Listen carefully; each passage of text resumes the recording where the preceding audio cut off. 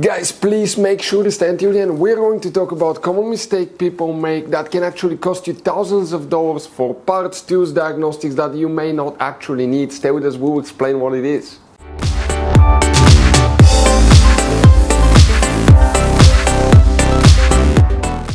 Hey guys, welcome back to Auto Repair Guys. Super quick, very helpful video for any of you trying to find fuses, relays for O2 sensor, bank 1, sensor 1 and O2 sensor, bank 1, sensor 2 on Mercedes C-Class generation W205. Stay with us, we'll talk about that. Now we'll explain about the sensor 1, sensor 2, what's the difference. We'll talk about hidden fuse boxes, guys, information that can potentially save you thousands of dollars in future repairs. And guys, if you need to buy any replacement parts, tools, fuses, relays, we will share that information in the description of the video below. Check it out, guys, and you can see where we get most of our tools and supplies from as well. Let's start on it now. Before we start, guys, let us tell you a little bit about us. Every single car we get here at the garage, we try to make at least 200 to 300 free repair videos. We take them completely apart. We show you how to fix pretty much anything. Electronics, engines, computers, transmissions. Why we do all that? Because our mission at the garage here is to save you as much money as we can, guys. All we need in return, please, guys, subscribe to the channel, like the video. That way we can keep making these free videos.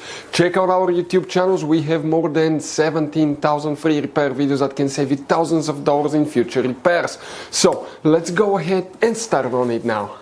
So guys, O2 sensor, bank 1, sensor 1 and sensor 2. Sensor 1, okay, means that it's the oxygen sensor, the O2 sensor before the catalytic converter. Sensor 2 is the one detecting if the catalytic converter is doing its job. Practically it's after the catalytic converter. If you have a V6, if you have a 6-cylinder engine now, you will, guys, bank 1 will be one part of the engine, or 3 cylinders. If you have a 8-cylinder engine, 4 cylinders will be known as bank 1. And now if you have a 4-cylinder engine, you just have bank 1, you don't have bank 2.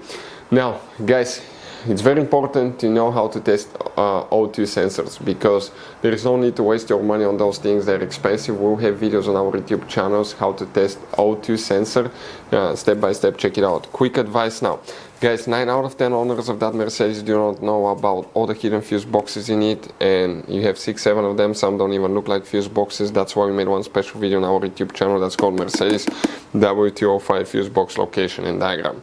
The first thing that we need to do today, we need to come to the passenger side. Now I want to show you here in the footwell compartment on the passenger side, on the A pillar right here. Okay, let me get even that view a little bit so you can see right here. You have one plastic cover. Go ahead and pry it open. Behind it you're going to find a fuse box with a layout like this one here. Before we continue, let's explain quickly why it's always a good idea to test fuses and relays. So guys, let us tell you something really quick, guys.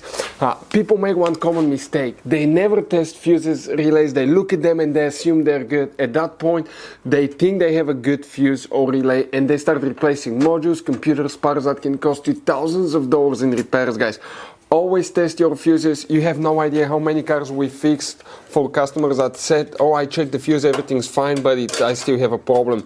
Now, some fuses are super hard to see if they're burnt or not. Some of them will be really easily accessible. You can clearly see them, but there will be fuses that are not see-through, fuses that may look like they're not burned, but they're actually burned. And often, guys, you can actually even test these fuses. Okay, let me show you now without even removing them. But it's very important to know how to test different fuses and relays.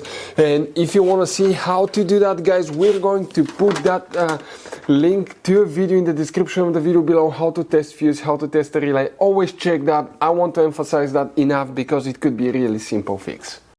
And here, guys, what do we need to check? Okay, multiple fuses will need to be checked today. One in this fuse box, and we need to switch 3 more different fuse boxes, and one of those is extremely hidden.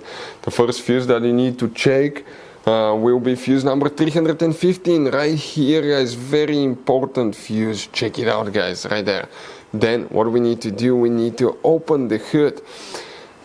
Under the hood, the first fuse box we'll be working on, this is the main engine fuse box. It's under that cover. You can kind of see it right here. It's a white fuse box with a black cover. You need to turn that knob 90-degree counterclockwise. You have one in the back. Leave that cover up. Underneath you'll get to the fuse box. It's a white fuse box with black cover. In order to remove the cover, unscrew the bolts with Torx 20 star looking bit, and you get to the main engine fuse box. Here you may have, some of you guys may have fuse 122. If you have it, it will be right here. If you don't, it's fine. Depending on the real model, you may have all of them or some of them. Then fuse 126 will need to be checked. You need to check relay G right here. And then here, guys, will be 3 relays known as O, J, and L. And here in the middle, that relay is known as J. That relay will need to be checked. We're not done yet, guys. Now if we come under the hood again, but on the passenger side this time, you see that cover for that has the battery sign on it.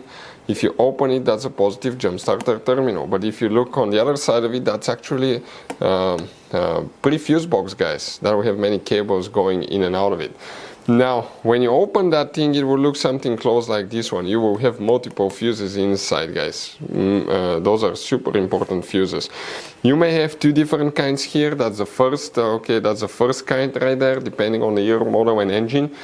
And here, if you have that kind, you will need to check fuse number.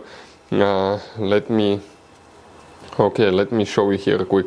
We're talking specifically about fuse number 12 and fuse number 3. Right there, these 2 fuses will need to be checked. If you have that kind of a fuse box, you will need to check specifically fuse number 5 right there. Then we're not done, guys. We have 2 more. They're in the trunk. Open the trunk, lift the carpet liner up. On the right side, you will have under the carpet another carpet that's kind of like cut out, black one. Lift the flap. Behind it, you're going to find a fuse box with a layout like this one here. And specifically here, we need to check fuse number 442. We're talking about this fuse right here. And then you need to check fuse number 451 right there. All these fuses, guys, will need to be checked, but never forget to test the sensor as well, because it could be something else causing the problem too. Guys, quick advice. Now, that generation Mercedes, it has all kinds of different fuses and relays. I want to show you some of them. Those are super special ones as well, guys. And those pre-fuse boxes as well. Check it out. You will have a great variety of fuses, relays. So, by the way, if you guys want to buy any replacement parts, tools, fuses, we recommend to keep some spare ones in the glove box for a peace of mind. We're going to share the information in the description of the video below, so you can see where you can get them from, and you can see where we get most of our tools and supplies from as well. Thank you guys for watching, and see you next time.